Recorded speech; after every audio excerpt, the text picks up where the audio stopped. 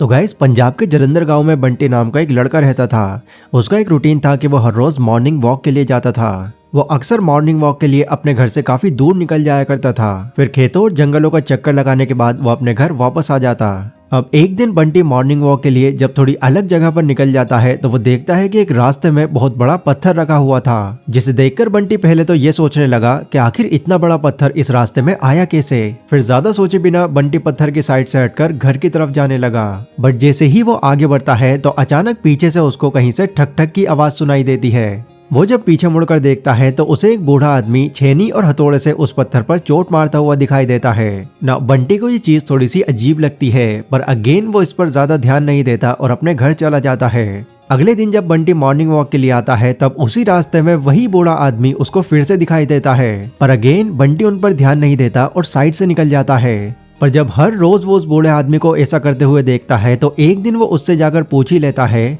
बाबा आप रोजाना इस बड़े पत्थर पर चोट क्यों मारते हो? वो बूढ़ा आदमी कहता है, बेटा ये पत्थर रास्ते के बीचों बीच बहुत सालों से पड़ा हुआ है। मैं देखता हूँ कि इसकी वजह से लोगों को आने जाने में बहुत परेशानी होती है, इसीलिए मैंने ये सोच रखा है कि मैं इस पत्थर को हटा कर रहूंगा। तभी बंटी पूछता है, अच्छा आप ये काम कितने टाइम से कर रहे हैं? तो वो बूढ़ा आदमी बोलता है कि मैं लगभग 4 हफ्तों से ये काम कर रहा हूँ। बूढ़े आदमी के इतना कहते ही बंटी उस पत्थर को देखता है। इतने टाइम से इस पर चोट मारने के बाद भी उस पत्थर में कोई दरार नहीं आई थी। इसे देखकर बंटी ये सोचने लगता है कि शायद ये बूढ़ा आदमी सठिया गया है और बेकार में ही अपनी टाइम और एनर्जी यहाँ पर बर्बाद कर रहा है। वो ये सोचता है और घर चला जाता है। फिर अगले दिन जब उसी बूढ़े आदमी को वो वापस से उस पत्थर पर चोट मारता हुआ देखता है तो वो उनसे कहता है, बाबा जब आप देख ही रहे हैं कि इस पत्थर पर कोई फर्क नहीं पड़ रहा तो आप इस पत्थर पर चोट मारना अब बंद क्यों नहीं कर देते? बूढ़ा आदमी कहता है, नहीं बेटा मैं ये काम करना नहीं छोड़ूंगा, क्योंकि मुझे पता है कि यह पत्थर एक न एक दिन जरूर टूट जाएगा। बंटी को अब उस आदमी का ये पागलपन बहुत अजीब लगने लगता है और वो वहां से इरिटेट होकर वापस चला जाता है। फिर ऑफिस में काम ज्यादा बढ़ जाने की वजह से बंटी लगभग कुछ हफ्तों तक मॉर्निंग वॉक पर नहीं जा पाता। देन करीब 5 हफ्तों के बाद जब उसका काम कम होता है तो वापस से वो अपनी उसी नॉर्मल रूटीन में आ जाता है। मॉर्निंग वॉक करते वक्त जब बंटी उसी रास्ते से निकलता है तो वो देखता है कि वो बड़ा सा पत्थर अभी भी वहां पर रखा हुआ है, पर इस बार वहां पर वो बूढ़ा आदमी नहीं था। बंटी सोचता है कि वो शायद अपनी बेवकूफी से हार मान गया होगा और घर पर बैठ गया होगा, पर तभी उसको दोबारा से छेनी हथौड़े की आवाज सुनाई देने लगती है जो पत्थर के दूसरी तरफ से आ रही होती है। वो दूसरी तरफ जाकर देखता है तो अगेन उसको वहीं पर वो बूढ़ा आदमी मिलता है। बंटी उनसे कहता है, क्या बाबा आप भी क्यों इतने टाइम से मेहनत कर रहे हो? आप जब पता है कि आपसे इस पत्थर पर कोई फर्क नहीं पड़ रहा तो अपना टाइम क्यों खराब कर रहे हो आप? इस बार बूढ़ा आदमी बंटी को कोई जवाब नहीं देता और अपने काम में लगा होता है। जब बूढ़ा आदमी बंटी को कोई रिस्पॉन्स नहीं देता तो बंटी वापस जाने लगता है, लेकिन जैसे वो थोड़ी ही दूर पर निकलता है तो तभी उसको बहुत जोर से कुछ गिरने की आवाज सुनाई देती है। वो पीछे मुड़ता है तो देखता है कि वो बड़ा सा पत्थर 2 टुकड़ों में टूट चुका है। ये देखकर बंटी चौंक जाता है। वो दोबारा से उस बूढ़े आदमी के पास जाता है और कहता है, अरे ये टूटा कैसे? क्या इस बार आपके पास कोई दूसरा हथौड़ा था या इसके लिए आपने कोई दूसरा तरीका आजमाया? वो आदमी कहता है, बेटा ऐसा कुछ नहीं है, मैं तो उतने टाइम से उसी तरह चोट कर रहा था जैसे मैं करता आ रहा था, पर बात यह है कि मैं तकरीबन 10 हफ्तों से इस पर कुछ चोट करता आ रहा हूँ। हालांकि इन हफ्तों में इस पत्थर पर असर नहीं दिख रहा था, लेकिन इस पर असर हो रहा था और इसी असर की वजह से ये पत्थर आज फाइनली टूट गया। अब इस सब के बाद बंटी को ये इनडायरेक्टली रियलाइज होता है कि छोटे छोटे एक्शंस आगे चलकर हमको कितना बड़ा रिजल्ट दे सकते हैं।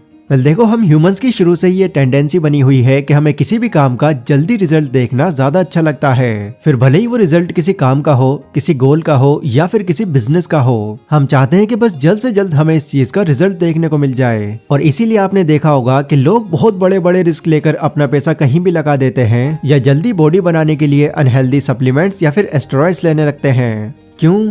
जस्ट बिकॉज उनको रिजल्ट जल्दी चाहिए। पर कहीं ना कहीं वो ये बात भूल जाते हैं कि जल्दी में मिलने वाली चीजें जल्दी ही खत्म भी हो जाती हैं। आज की इस वीडियो में मैं आपको छोटे छोटे स्टेप्स की उस वैल्यू के बारे में बताऊंगा जो एक्चुअल में आगे चलकर आपको बड़े रिजल्ट देगी। वो बड़े रिजल्ट जो आपका शॉर्ट टर्म तक नहीं बल्कि लॉन्ग टर्म तक साथ देंगे। तो आज की ये वीडियो आपके लिए बहुत ज्यादा इंपॉर्टेंट है, इसलिए बिना किसी और चीज से डिस्ट्रैक्ट हुए इस वीडियो की एक एक बात को बहुत ध्यान से देखना।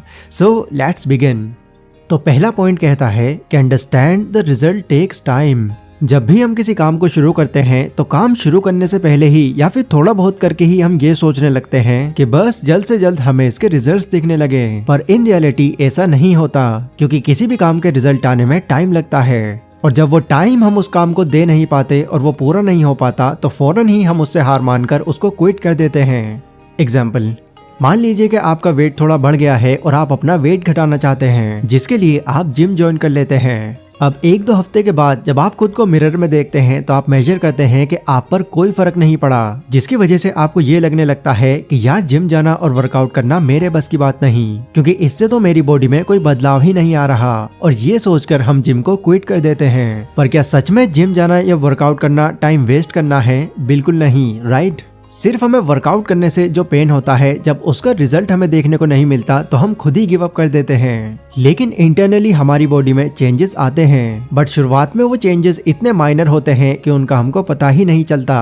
पर धीरे धीरे उस पर कंसिस्टेंसी से काम करते रहने पर रिजल्ट अपने आप ही दिखने लगता है। जो कहानी मैंने आपको बताई थी, उस कहानी के अंदर भी उस बूढ़े आदमी ने कई दिनों तक उस पत्थर को लगातार चोट मारी थी, तब कहीं जाकर उसको कुछ फर्क पड़ा और वो टूट गया। ठीक वैसे ही हमें भी इस रियलिटी को समझना चाहिए कि किसी भी एक्शन का रिजल्ट आने में टाइम लगता है। अगर आप इस पर कंसिस्टेंसी से काम करते रहेंगे तो एक दिन आपको आपका रिजल्ट जरूर मिलेगा जैसा आप चाहते हैं।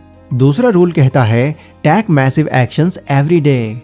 अगर कोई इंसान कोई गोल सेट करता है और फिर वो ये सोचता है कि वो ज्यादा टाइम तक इस पर काम करने के बजाय इसको जल्दी खत्म कर लेगा, तो वो वहीं से ही अपने उस गोल को और मुश्किल बनाना शुरू कर देता है, क्योंकि कहीं ना कहीं उसके माइंड में ये बात बैठ जाती है कि इसके लिए उसको बहुत ज्यादा काम करना पड़ेगा, जो उसे स्टार्टिंग में ही उस काम से बोर करने लगता है और उसके लिए मुश्किल खड़ी करने लगता है। एग्जाम्पल देखें तो मान लीजिए कि आप अपनी इनकम या सैलरी में से अपने कुछ पैसे अपने फ्यूचर के लिए सेव करने की सोचते हैं। अब ऐसे में अगर आप अपनी इनकम का 60 से 70% सिर्फ अपनी सेविंग्स में ही डालने लग जाओगे तो अपने बाकी खर्चों को मैनेज कर पाना आपके लिए बहुत मुश्किल हो जाएगा। बट वहीं अगर आप अपनी इनकम का सिर्फ 5 से 10% ही सेविंग्स में लगाएंगे तो इससे आपके बाकी खर्चों पर भी ज्यादा फर्क नहीं पड़ेगा और आपका पैसा भी सेव होता रहेगा। इसलिए जल्दबाजी के चक्कर में अपना गोल खराब कर देने की बजाय आप उस पर छोटे छोटे और मैसिव एक्शंस लें, ताकि आपका भी उस गोल पर फोकस बना रहे और आपका गोल भी पूरा हो जाए। तीसरा रूल कहता है कि take action in right direction. अब कई बार ये भी होता है कि लोग एक गोल सेट करने के बाद उस पर एक्शंस भी लगातार लेते हैं, पर फिर भी उनको वो रिजल्ट नहीं मिल पाता जैसा उन्होंने सोचा था। ऐसा होता है क्योंकि उनके गोल की डायरेक्शन चेंज हो जाती है। मतलब गोल की स्टार्टिंग में तो आप कुछ और करते हैं, पर बाद में कुछ और ही करने लग जाते हैं। एग्जाम्पल देखें तो मान लीजिए कि आपने एक गोल सेट किया है कि आपको फाइनेंशियल फ्रीडम अचीव करनी है। अब इसके लिए आप अलग अलग तरह के इनकम सोर्स बनाने लग जाते हैं और वहां से जो भी पैसा आता है उसे भी आप कहीं और पर इन्वेस्ट कर देते हैं। तो अब जब आपके पास अलग अलग जगहों से पैसा आना शुरू हो जाता है तो आप क्या करते हैं, उन पैसों को अपने फ्यूचर के लिए अलग रखने की बजाय आप उन पैसों से अपने शौक पूरे करने लगते हैं। तो क्या अब आपका गोल आपको फाइनेंशियल फ्रीडम तक पहुंचा सकता है? यस, कुछ लोगों को ये लगे कि अपने शौक पूरे करना और जो मन में आए करना, इसी को तो फाइनेंशियल फ्रीडम कहते हैं। बट इन रियलिटी आप अपने उस गोल तक कभी पहुंच ही नहीं पाओगे, क्योंकि अब आपका गोल दूसरी डायरेक्शन पकड़ चुका है। जहाँ एक तरफ आप अपने उस पैसे को ग्रो कर रहे हैं, वहीं दूसरी तरफ आप अपने उसी पैसे को उड़ा भी रहे हैं, जिस वजह से एट द एंड आपके पास उतना पैसा ही बच पाएगा जितना आपके पास शुरू से चल रहा था। इवन हर शौक पूरे करने की अगर आपको लत लग गई तो आपके पास वो पैसा भी नहीं बचेगा। और ये रूल सिर्फ पैसों पर ही नहीं बल्कि हर किसी चीज पर अप्लाई होता है। जैसे अगर आप फिट रहने के लिए एक्सरसाइज करते हैं और इसी दौरान आप जंक फूड भी खाने लग जाते हैं, तो आपने भले ही कैसा भी फिटनेस गोल सेट किया हो, उसका कोई रिजल्ट नहीं आएगा। इसलिए जो भी गोल आपने पहले सेट किया है, सिर्फ उसी को ध्यान में रखकर अगर आप एक्शंस लेते हैं तो यकीनन आप अपने उस गोल को बिना किसी एक्सटर्नल डिस्ट्रैक्शन के भी अचीव कर सकते हैं। सिर्फ रेगुलर बेसिस में आप अपने गोल पर थोड़ा थोड़ा ही सही पर एक्शन लेते हैं तो कुछ ही टाइम बाद आपको आपके काम का अनएक्सपेक्टेड रिजल्ट देखने को मिल जाएगा।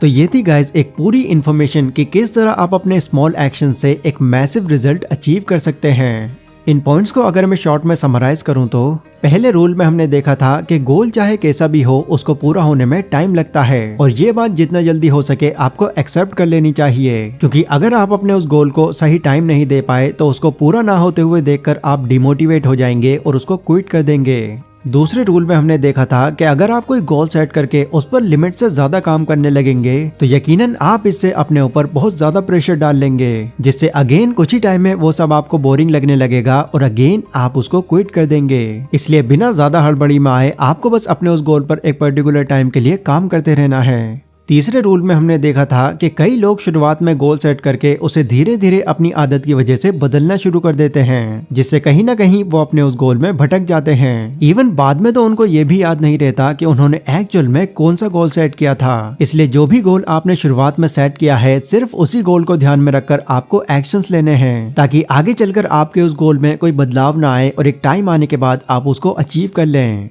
ये वीडियो गाइस अगर आपको थोड़ी भी इन्फॉर्मेटिव लगी हो तो इसको लाइक और शेयर जरूर करें। इसी के साथ कमेंट सेक्शन में आप लोग मुझे बता सकते हैं कि अगली वीडियो आप कौन से टॉपिक पर चाहते हैं। पर आज की इस वीडियो में बस इतना ही। मिलता हूँ अपनी अगली वीडियो में, तब तक के लिए stay safe, stay healthy, take care.